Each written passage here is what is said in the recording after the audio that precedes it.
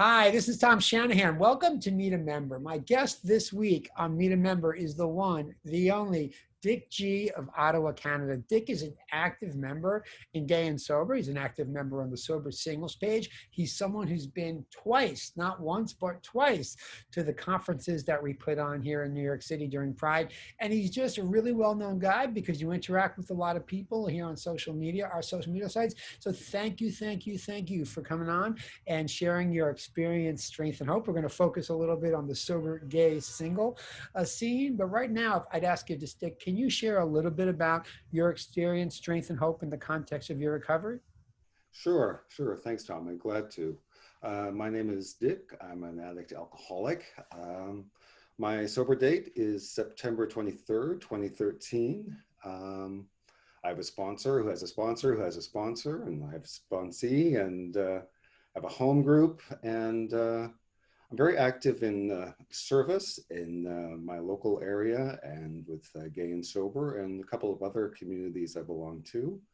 My story, I think, is not unique. There's nothing unique about most of us. I grew up in a pretty turbulent household and learned from an early age that what worked for me was to hide and to escape from the craziness.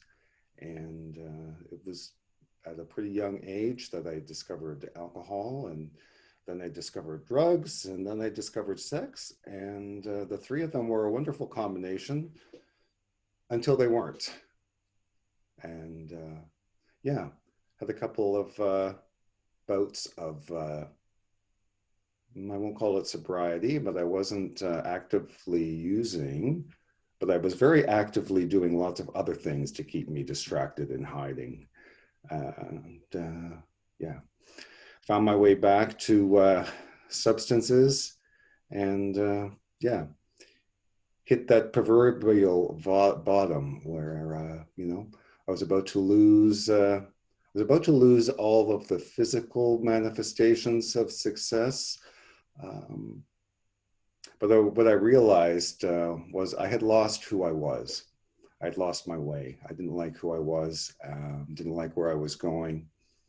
And like many people, found my way into a church basement and felt at home for, in a way I'd never felt before. And that began my journey of recovery. And since then, life has only gotten better. I'm not going to say that life is wonderful, and we're all going through this COVID world, and that's got its own special challenges. Life is a whole lot better now than when it was before I came in.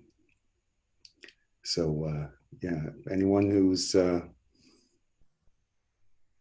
on the fence, who's sort of seeing this, who's struggling with relapse and stuff, relapse happens. And for me, it was a question of not giving up on the hope that things could get better. And I kept coming back, and it stuck for getting close to 7 years now. God bless you. Yes, absolutely. 7 years now. We're going to talk a little bit about the tools that have helped you maintain that sobriety and get you up to the 7-year anniversary. But you're someone who's attended not one, but 2 conferences. And we were joking before we came on, about the photos that I posted to, about this interview. You looked amazing in the parade and like dancing around. Like you had the best outfits and you looked great. So you told me that you brought up Margaret Child's joke from the big meeting. So I was just hoping maybe you could share it with the folks out there because it's hilarious. Go ahead. Sure. So at the big meeting last year at the Unisphere, which is a great venue, and magically, 500 guys got on one subway train and made it all the way out to Queens without any mishaps. But there was a line that she said sort of in the middle of her show. She's like, "Aren't you glad that gay Ramadan is over?" And people are kind of giggling and smirking and not really understanding. And she's like, that period of time between Memorial Day and Pride when gay men fast. And yeah, that was me. I had decided early in the year, late the year before actually, to get myself a personal trainer. And I told him, he's like, so what's your goal? He said, well, I'm going to Gay Pride in New York at the end of June. And then I'm going to a gay campground in July, and I want to look fucking fabulous. So he put me through. Hilarious. Hilarious. You're letting out all your secrets. Man, I love it. So what did he say when that happened? He howled. He just howled. He said, okay, we can get you there. And he put me through the trials and tribulations of lots of barbells, and I got myself on the straight and narrow with my nutrition. Mm. Mm-hmm, mm-hmm. And And was it worth it when you got to the conference in Pride and then the camping afterwards? it was, I've always been a bit of a skinny guy. And the last couple of years, I've really focused on nutrition and physical activity. Mm-hmm. And I think I look pretty good for a 57-year-old man. I think you look excellent for a 57-year-old man. I'm 52. We don't usually focus on this topic here, but I think you may know this is my thing, is nutrition and exercise, especially in the context of recovery. So let me ask you a question for people out there, because this is the Sober Gay singles page, right? People's, how they feel about themselves is so important, especially in recovery, and more often than not in early recovery as you start to rebuild that self-esteem. So what were the benefits of the healthy lifestyle, the nutrition and exercise to your program overall? And what's your message to folks out there maybe watching this and about how they can benefit, what they should expect? For me, the benefits were setting a goal, working towards it, giving myself permission to stray from the path every once in a while. And what happened was I started liking how I looked when I got out of the shower.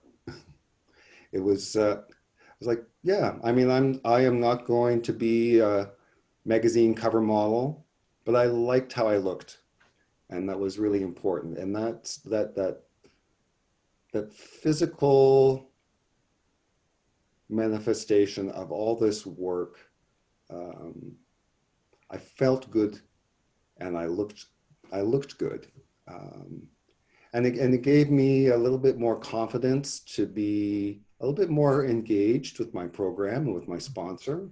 And I've made a lot more progress in the last couple of years than I did in the first 5. How much clothes did you have on at the end of the Pride Parade before you get on the boat? How much clothes did you have on? Come on. I had on my sneakers and a pair of shorts, and that was it, isn't a it? hat because it was sunny. Isn't it interesting how people start out with their outfits or whatever? By the end of the parade or the end of the night, if they come on the cruise, it's like there's not a lot left, and it's really awesome. It really is. Well, let me ask a question. As a gay man, an open gay man who's sober and in recovery, how did it make you feel to have that experience here in New York City during Pride, and then the camping trip I would like to hear about after. Maybe we'll talk about that privately. But how did it make you feel to come to New York? You're in your 50s, you're sober, and you're out there having a great time. And a lot of it was to do with your own mindset, that when because if you come here and saying, everyone's going to hate me, I don't look good, I'm nervous, I don't want, I do that, right? I always self-sabotage, but it sounds like you came here in a great spirit and you had a really good time. So, talk a little bit about that. What's it like? What it's like, you know what, it was, I was so grateful to be part of Gay and Sober during that. It was I've been to New York a lot. I've been going to New York since I was a teenager. So it's kind of like I get off the plane and jump on the transit and plop up in the middle of Manhattan. And I know where I am. I know how to get around. I know how it all works. So there was none of that discomfort and sort of trepidation. Um, but I've always been a bit hesitant and shy in big groups. And last year, I really felt comfortable in my own skin, um, in that I knew people at the conference. So I had like a little safety net if I felt uncomfortable. And at the same time, I felt confident enough to go up to strangers and start talking to them and see where they're from and what's your story and what brought you here. And it was a great experience for me. Part of the reason we do meet a member here on the Sober Singles page is so that people can share their experience, strength, and hope. And in the context of what you just said, like you were comfortable in your own skin. That for me was something I wanted to achieve in early recovery. And it's a consistent a desire, if you will, that I hear people share about. So let's just take it a little bit beyond the conference now. Like in the 7 years that you've been sober, what are the things that you've done? What's worked for you tool wise that have enabled you? Yeah, that you've integrated into your recovery, but have allowed you to feel that comfort in your own skin as a gay man, as a sober Mhm. man. And what are the tools? You know, the first thing that comes to mind is doing service. Um, it's doing service at my home group and the local area. Um, I've watched, I saw it happen to me, and I've watched it happen to other newcomers. You know, you're asked to read the steps one day, and then maybe you're asked to read a longer thing. And then you're asked to do the chips or do the key tags, and that's the scariest thing because there's no script. You have to wing it. And the way the program slowly builds up a newcomer's confidence in themselves, in the program, in the group, to get up in front of a group of people and, say, hello, my name is Dick. I'm an alcoholic, and these are the 12 steps. Um, and I've taken that into other areas of my life. Let me ask a little bit about that because you know, my first time in the program, I thought it was a meeting-based program. Like I would go to meetings, but I did not believe in the step-based program. And obviously, I have almost 10 years now, but I would have about 15 if I had taken it, I think, more seriously, quite frankly, taken the suggestions and followed the suggestions. So what is it for the newcomer again on this page is watching this? What is it about actually engaging in the program as it was designed, meaning getting a sponsor, doing service, and doing step work that makes it work both for you and that you think might give them an advantage and reduce their chances of relapse? Yeah, yeah. Well, I can't I can't say how important it is. I can't say it enough. How important it is to have a sponsor who you think is the best sponsor in the universe. If you don't think your sponsor is the best sponsor in the universe, it's not the right sponsor for you. What should people look for when they're looking for a sponsor based on your experience?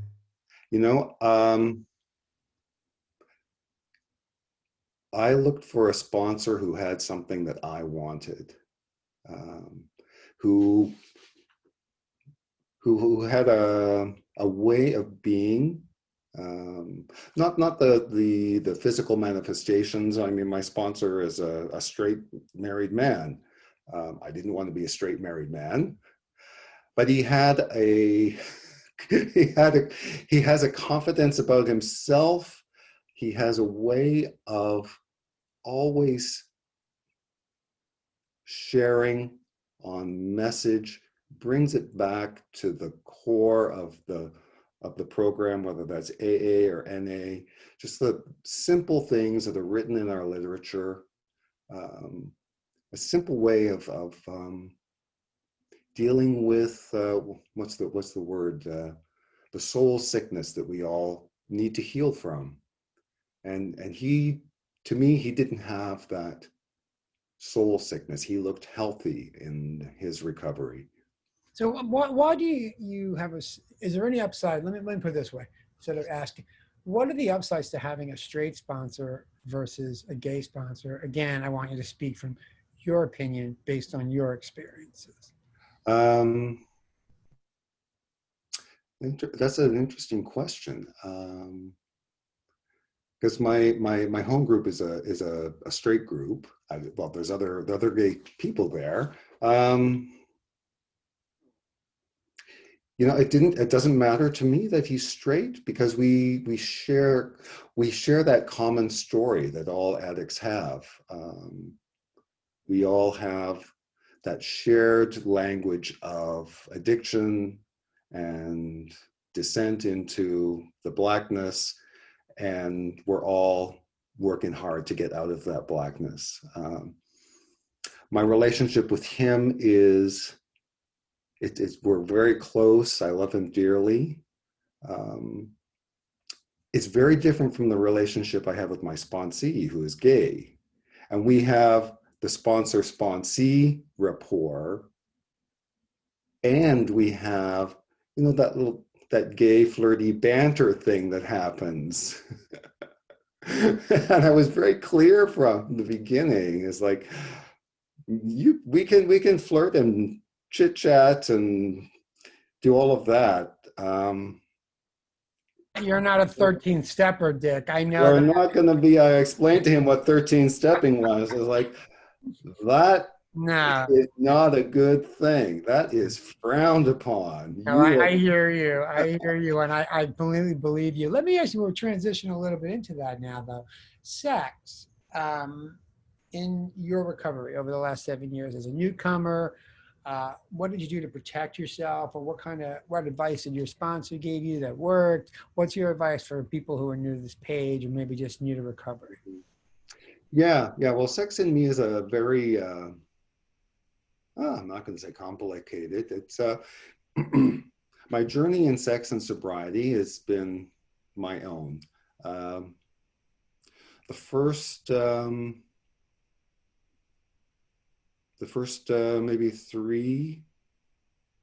maybe 3-4 years, I was celibate. I didn't have sex. My husband has dementia, and the sexual part of our relationship had ended years before, and so it just was not a factor in my early years. When he went into long-term care, and I went through the grieving and mourning of sort of the loss, the final loss of that sort of marriage feeling, and gave myself permission to go out and date and hook up and all those things that single men do. I found a very different world from the last time I was out there. And I quickly found myself back in those old behaviors, those old patterns of looking for connection through sex rather than looking for sex through connection. And it took a lot of work with my therapist and my sponsor and I went to a roundup, and I heard this phrase, and it stuck with me, and it'll stick with me till the end of my days. If I have sex with him, he'll love me and stay. And that encapsulates sort of my previous sexual behaviors. If I slept with enough guys, one guy would stick around, and that would be great, and he would fix everything. And that's not how it's going to work out. I'm very clear now with my intention. If I want to go out and have sex, am I running away from something? Am I escaping into sex? Or am I honest with myself and it's like, I'm just horny and I want to go out and be with a man? Well, so based upon what you just said, because it's so interesting, and I hope people are listening. It's really an important message. What do you recommend? In the first year, sex, no sex? I would I would encourage the newcomer to be honest with themselves about what it is that they're hoping for in that sexual encounter. Okay. And what about apps? Because we're kind of getting to half hour and we're kind of wrap it up. Apps. Do you have apps on your phone? I do have apps on my phone, and I have a love One. Inquiring minds want to know which one. inquiring minds.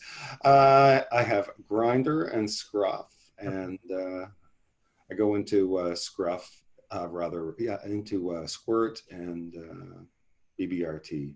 What do you say to newcomers? I mean, let me just, before you answer that question, why don't you first just explain to me, you're comfortable having them on your phone? If so, was that a process? And what's your recommendation? Because we do try to focus on newcomers. Yeah, so they're on my phone. They're not on the main page. So I have to make a conscious decision to go to them. And then for me, that's kind of like my conscious decision to have sex rather than a reaction to have sex. What's your recommendations for newcomers when they're in their first year? Is it an issue to have them on the phone? Do you have gay sponsees, so you can't tell me you haven't had this conversation. You know what I'm talking about. Yeah. What's your advice to when your sponsees ask you that general question, again, without speaking about them personally? What's the general advice? The general advice I give is take a break for a while. Focus on yourself. If you want to have sex, be clear with yourself what your intention is. And be really clear about the guys that you're going to hook up with. Because, it's really easy to relapse in a hookup situation. I can say that that's true because that happened to me. So I completely. A lot of guys party and have sex, and you can be really clear in your profile that you're clean and sober, and you're still going to get pings from guys who are looking to party, and it's really tempting because the guy's going to be really hot, and it's like, that's a situation that I won't put myself in. I'm really clear. If someone wants to party, I say,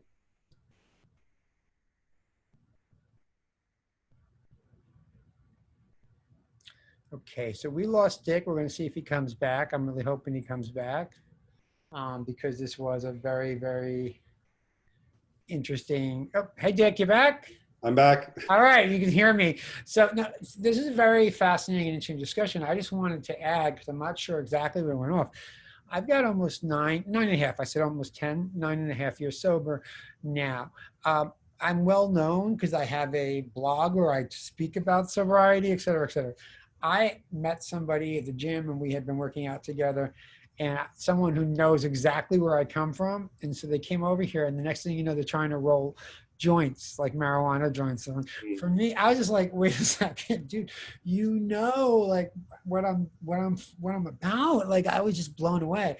And he said, well, you don't have to smoke it. I'm going to smoke it. I said, but you're in my apartment. Like, what do you think? And I just bring that up because I relapsed when I said I would have about 15 years. The relapse was exactly what you said. It was exactly like, like playing, Russian roulette with my recovery, and just being a real risk taker when it came to meeting guys and being, fuck it, I don't really care about staying sober. I want to go get laid, Yeah. So it's just, and even after all these years in sobriety, I'm just surprised that guy was here and rolling up a joint. And I said, you can't do that around me. I'm not into it. But now I value my recovery over the hookup or whatever else that comes from it, But that was what I didn't value in the beginning. So it's a process. So I think, like you were talking about, you say to your sponsees, give it a break. I mean, those are like words of wisdom that really will help save some people from hell and these years of misery, going back into misery. So you've got about 7 years. I guess we're got to wrap it up, but what are you most grateful for today as we sit here and have this discussion? What am I most grateful for? I'm grateful that I have been able to connect with a community, that I found I found a sober community, and in that sober community, I found the gay and sober community. And when I went to GSM in 2018, I was a nervous cat. It was the first time in my whole life I had gone somewhere alone. I didn't know anyone at the other end. I mean, I've traveled from A to B and met someone at the other end. And I found the guys at GSM really live they walk the walk and talk the talk of not letting anyone be alone. And I felt really comfortable. It was the first time that I felt comfortable in a large group of gay men with their clothes on. And it was a revelation for me that I could become friends with another gay man and not have to have sex with them. And and I'm grateful that I've been able to make that connection with gay men in sobriety. And we thank you because you've also taken commitments with Gay Sober Men. You've helped, you're very active on our social media sites. And we do, when you said that we really do try to make everybody feel welcome. And we encourage everybody to share about who they are, their concerns, and just we want people to succeed and in their recovery. And so I thank you because the message that you share today helps us really promote the organization. I just want to close by asking you if someone's interested, if they're in Ottawa, Canada, they're someplace else, they watch this and they think you're fucking amazingly hot, or they just want to ask you some follow-up questions based on something that you said during the interview, how do they go? Oh, they just love that shirt because we were talking, I love that shirt. So whatever it is, whatever their reason is, how can they reach you? Yeah, they can reach me on Facebook at Dick Gunstone. I'm in Gay Sober Men, Gay Sober Single Man, Sober Gay Men's something or other, Gay Men in Recovery. My main Facebook page is not private, Dick Gunstone. Right. And yeah. A lot. All right. So, all right, Dick, thank you.